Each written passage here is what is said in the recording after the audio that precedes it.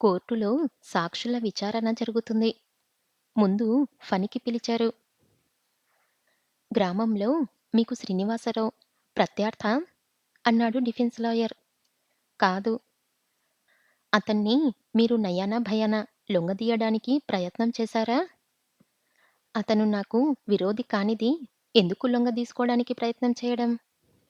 అతను నా స్నేహితుడి కొడుకు, దూరపు బంధువు. లొంగదీయాలి అంటే సవాలక్ష మార్గాలున్నాయి. అందుకు నా ఒక్కగానొక్క కూతుర్నిచ్చి పెళ్లి చేసి దాని గొంతు కొయ్యనవసరం లేదు. తర్వాత సాక్షిగా జానకమ్మను పిలిచారు. తనకి అల్లుడి మీద ఏ కోసానా అనుమానం లేదని చెప్పింది. అంత మంచివాడు మరొకడుండడని సర్టిఫికెట్ కూడా ఇచ్చింది. గోపాలరత్నం తన సాక్ష్యంలో శారద మహా పెంకిపిల్ల అని చెప్పాడు. ఈ విషయం మీకు శ్రీనివాసరావు చెప్పాడా? మీరు ఊహించారా? అతను చెప్పనూ లేదు. నేను ఊహించనూ లేదు. ఆమె చేస్తున్న పనులను బట్టి ఆ నిర్ణయానికి వచ్చాను. మీ అమ్మాయిని శ్రీనివాసరావుకి ఇవ్వాలని అనుకున్నారా? అనుకున్నవాణ్ణే కాని శ్రీనితో ఎప్పుడూ చెప్పలేదు. తర్వాత రాధను బోనులో నిలబెట్టారు. ఆమె అంతమంది జనాన్ని నిలదీసి ప్రశ్నించే లాయర్‌ని చూసి హడలిపోయింది. మీరు శ్రీనివాసరావుని ప్రేమించారా? ప్రేమ అంటే? అంటే అంటే పెళ్లి చేసుకోవాలని అనుకున్నారా? పెళ్లి నేనెలా చేసుకుంటానండి? మా నాన్నగారు చెయ్యాలి గాని. మీ నాన్నగారు శ్రీనివాసరావు గారికి ఇచ్చే చేస్తానంటే ఒప్పుకునేవారా? ఎలా ఒప్పుకుంటానండి? మా అమ్మకి తెలియకుండా? ఒకవేళ వారు చేసుకోమని అన్నారనుకోండి, చేసుకునేవారా? ఎలా చేసుకుంటానండి వాళ్ళు అనక్కుండా? ఒకవేళ అన్నారనుకోండి, చేసుకునేవారా? ఎలా అనుకుంటానండి? మా బావ ఒప్పుకోకుండా? మీ బావగారు ఒప్పుకున్నారనుకోండి, చేసుకునేవారా? ఎలా చేసుకుంటానండి? నా మనసు ఒప్పుకోకుండా? మీ మనసు ఒప్పుకుందే అనుకోండి, చేసుకునేవారా? నా మనసు ఎలా ఒప్పుకుంటుందండి? నేను అడక్కుండా? ఒకవేళ అడిగారనుకోండి, అన్నీ అనుక్కోండి అంటున్నారు. మరి నేను పెళ్లి చేసుకోలేదని మీరెందుకు అనుకోరండి? లాయర్ తికమక పడ్డాడు. శారద గారి గురించి మీకేం తెలుసో చెప్తారా? శారద ఫణిభూషణరావు గారు, జానకమ్మ గార్ల ఏకైక పుత్రిక. బిఏ చదివింది. అందంగా ఉంటుంది. పెళ్లి కాకముందు 2 జడలు వేసేది. అయ్యాక వెలుముడి వేసింది. వంటలొచ్చు. ఇంగ్లీషు, తెలుగు, హిందీ భాషలొచ్చు. అమ్మా! కాంపోజిషన్ కాదు నేనడిగింది. శ్రీనివాసరావు ఆమె సఖ్యంగా ఉండేవారా అని. సఖ్యమంటే?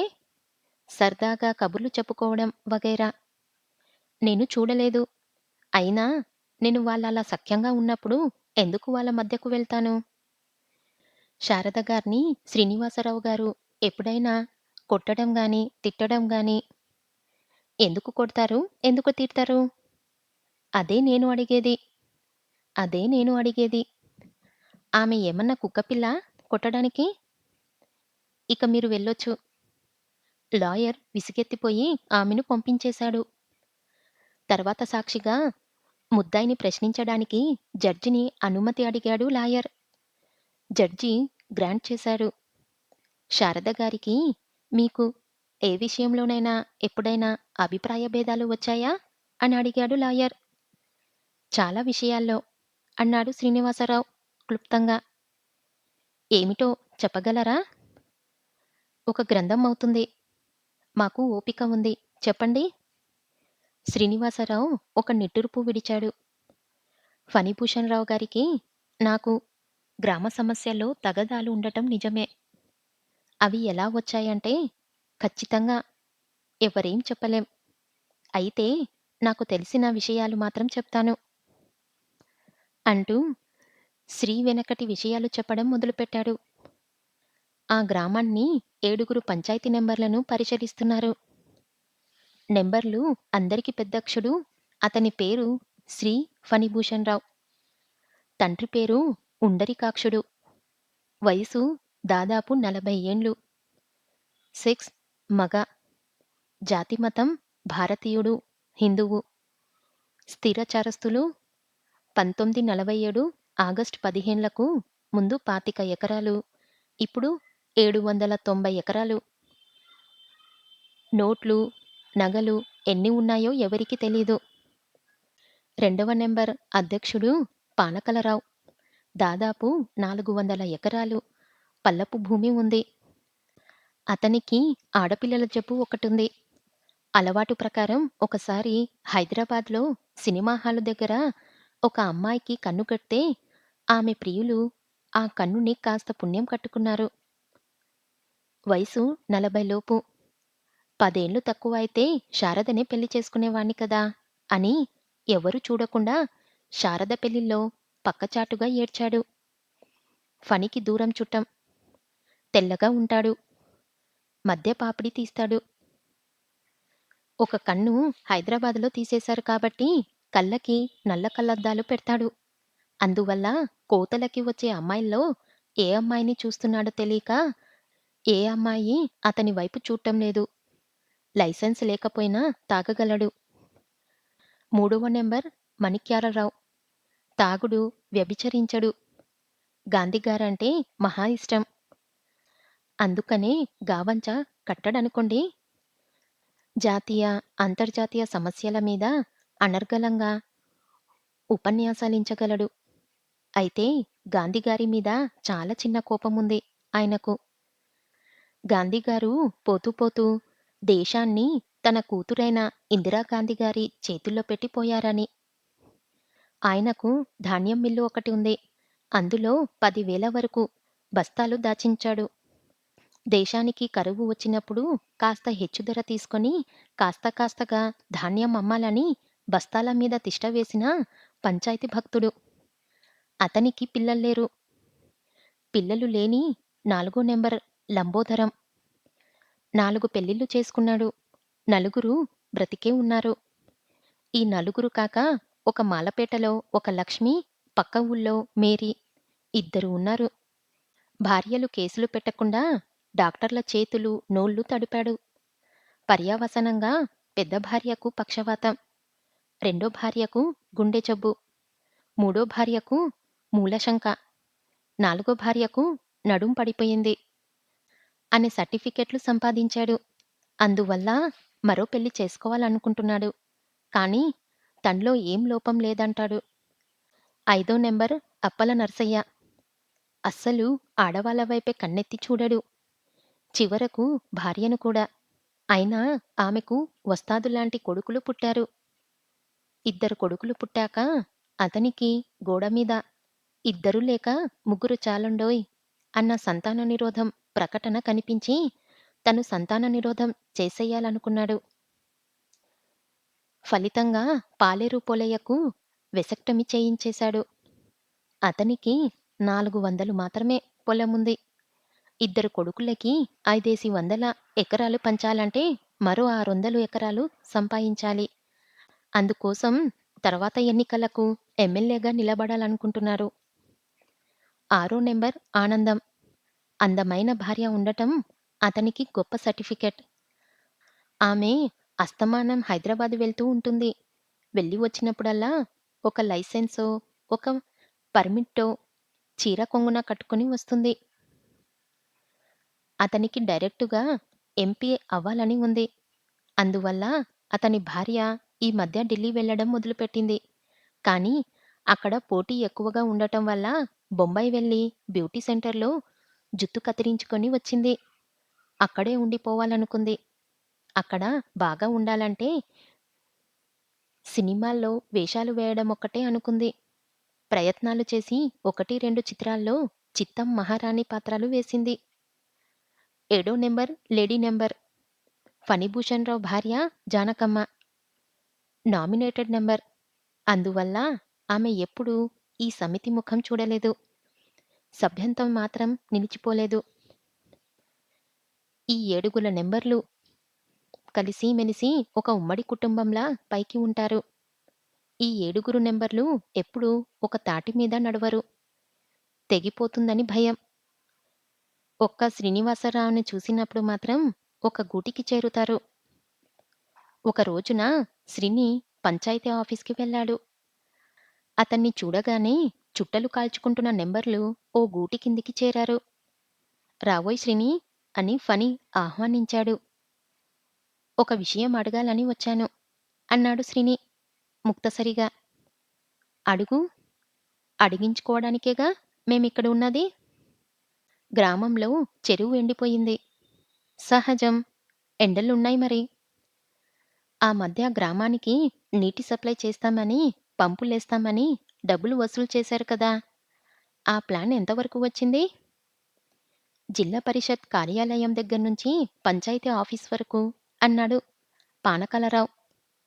గ్రామానికి నీటి సప్లై ఎప్పుడవుతుంది?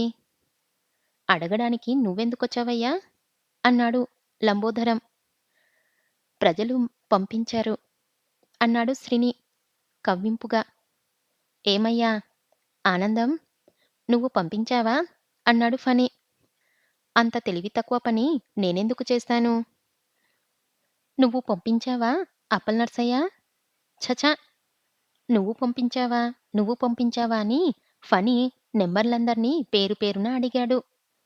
ఎవ్వరికి వారే అబ్బే మేమేం పంపలేదంటే మేమేం పంపలేదని అన్నారు. వీళ్ళు కాదు అన్నాడు శ్రీని. వీళ్ళు ప్రజలు కారా? అది మీరే చెప్పాలి మరి. 4 ఏండ్ల క్రితం ఊళ్ళో పంపులు వేయమని రూ. 1,00,000 శాంక్షన్ చేశారు. అది అమలు పరచడానికి ఇంత ఆలస్యం దేనికి? ఆ డబ్బు మరో దానికి ఖర్చవుతుంది అన్నాడు. అప్పలనర్సయ్య పుసుక్కున. దేనికి? మరుడమ్మ భూముల మీద కేసు వేస్తున్నాం. వాటి మీద కేసేమిటి? వాటిని హరిజనులకు ప్రభుత్వమేగా ఇచ్చింది. అందుకే బాబూ! ప్రభుత్వం ఇలాంటి సేడు పనులు చేస్తుంటే అరికట్టడానికి కోర్టుంది. ప్రజసోవి కావా మజాకా? అలాగైతే కేసు వివరాలు చెప్తారా? నీకెలా చెప్తామయ్యా? నువ్వు నెంబర్లుగా ప్రతిపక్షమోడివి అన్నాడు అప్పలనర్సయ్య. సరే అయితే అని శ్రీని వెనక్కి తిరిగిపోయాడు. ఆ వెళ్ళడం తిన్నగా మరిడమ్మ గుడి దగ్గరికెళ్ళాడు. అక్కడ మెరక మీద సేద్యం చేసుకుంటున్న హరిజనుల్ని చూశాడు. ఈ మెరక హరిజనులకు రావడం చాలా కాకతీయంగా జరిగింది. ఒక రోజున శ్రీని ఇంట్లో కూర్చొని ఏదో నవల రాసుకుంటూ ఉండగా ఒక కుంటి మనిషి ఇంటి ముందుకు వచ్చి నిలబడ్డాడు. శ్రీని బయటకొచ్చి చూస్తే చిన్నతనంలో తనతో చదువుకున్న బలరాం. కాలుపోయిన అతన్ని చూడగానే అసలు ఎలా పోయిందో క్షణంలో ఊహించేశాడు. ఈ ఉన్నవాళ్ళ సంపదనలు సర్వనాశనం కాకుండా ఉండేందుకు శత్రువులతో పోరాడి తను అవిటవాడయ్యాడు. అవిటవాడు కావడంతో మిలిటరీ నుంచి ఇంటికి పంపించేశారు. పంపిస్తూ తన స్వగ్రామంలో ఏదైనా పోరంబోకు భూమి ఉంటే వెతుక్కోమన్నారు. అలా వెతుక్కుంటే 5 ఎకరాలిస్తారంట. ఈ విషయం చెప్పుకొని బలరాం ఏడ్చాడు. శ్రీని క్షణం ఆలోచించాడు. మరిడమ్మ గుడి దిగువన దాదాపు 100 ఎకరాల పోరంబోకు భూమి ఉంది. అది ఇప్పించాలనుకున్నాడు. బలరామే కాకుండా మరికొందరు మిలిటరీ వాళ్ళను హరిజనుల్ని తోడు చేసి ప్రభుత్వానికి అప్లికేషన్ పంపించాడు. కొన్నాళ్ల తర్వాత ఆ భూమిని మిలిటరీ వాళ్లకు, హరిజనులకు ప్రభుత్వం ఇచ్చింది. శ్రీనివాసరావు మరిడమ్మ గుడి కింద భూమిని మిలిటరీ వాళ్లకు ఇప్పిస్తున్నాడని పంచాయతీ పెద్దలకు తెలిసింది. ఏడ్శాడు. ప్రభుత్వం అంత త్వరగా ఈ వెధవల్ని కరుణిస్తుందా అనుకున్నారా? కరుణించింది అనగానే ఆ దౌర్భాగ్యుల చేతులకి రావద్దు అనుకున్నారు. తీరా వచ్చేసి వాళ్ళు సేద్యాలు మొదలుపెట్టగానే లబోదిబోమని మరిడమ్మకు ఏదో అన్యాయం జరిగిపోతుందని శోకాలు మొదలుపెట్టారు. చిన్న కోర్టులో కేసు వేసి ఓడిపోయారు. ఇప్పుడు హైకోర్టులో వేయబోతున్నారు. పోనీ అదేమన్నా బంగారం పండే మగామా అంటే అది కాదు. అక్కడికి కాల్వ నీరు ఎక్కదు. వర్షం నీరు నిలవదు. శ్రీని ఆ 50 ఎకరాలు చదును చేయించి తన 2 నవలలకొచ్చిన పారితోషికంతో బోరింగ్ సెట్ వేయించాడు. ఒక ఏడాది పంట వాళ్ళ చేతికి వచ్చేసరికి పంచాయతీ పెద్దలు వంటికి మరింత కారం రాసుకున్నట్టు అనిపించింది. ఈ విషయం వాళ్ళతో చెప్పాలా వద్దా అని కాసేపు తటపటాయించాడు. శ్రీని అతన్ని చూసి బలరాం కుంటుకుంటూ వచ్చాడు. ఏంటి బాబూ అలా ఉన్నారు? శ్రీని చెప్పాడు. ఇప్పుడెలా బాబూ? చచ్చొద్దో, పుచ్చొద్దో ఒక ఆసరా దొరికిందనుకున్నాం. ఇది లాక్కుంటే మేమేమైపోతాం? ఏం భయం లేదు. ముందు కలెక్టర్ గారికి రాద్దాం. ఆయనొచ్చి ఎంక్వైరీ చేస్తే సరే సరి. లేదా సరాసరి ఢిల్లీకే రాస్తాను అన్నాడు శ్రీని. ఆ రాత్రే శ్రీని ఇంటికెళ్ళి కలెక్టర్ గారికి వినతి పత్రం రాశాడు. రెండో నాటికల్లా కలెక్టర్ సిబ్బందితో పాటు ఆ గ్రామానికి వచ్చేశాడు. దేవుడైనా ప్రత్యక్షమవుతాడు గాని ఈ దేశపు గవర్నమెంటు ఆఫీసర్లు బ్రహ్మప్రళయం వచ్చినా ఆఫీస్‌లోనే తోగుతుంటూ రాని పంచాయతీ నంబర్లకి ఒక మార్చలేని మంచి నమ్మకం. అలాంటిది జిల్లా అంతటికీ అధికారైన కలెక్టర్ ఆ గ్రామానికి వచ్చాడనగానే గ్రామానికి ఏదో పీడ పట్టుకుందని బాధపడ్డారు. ఆనవాయితీ ప్రకారం పంచాయతీ ప్రెసిడెంట్ ఆయనకు ఎదురెళ్ళి నమస్కారం చేసి, "మా ఇంటికి దయచేయండి సార్" అన్నాడు. "పని మీద వచ్చాను" అన్నాడు జిల్లాధికారి. "ఏం పని సార్" అని నెంబర్లు అడిగేలోపునే కలెక్టర్ అన్నాడు. "ఈ ఊళ్ళో మరిడమ్మ ఉందా?"